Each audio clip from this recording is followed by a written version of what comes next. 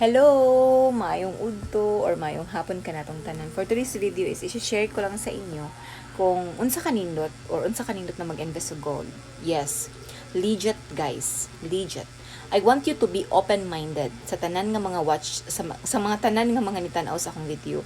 Ganahan ako nga you are open-minded. Yeah.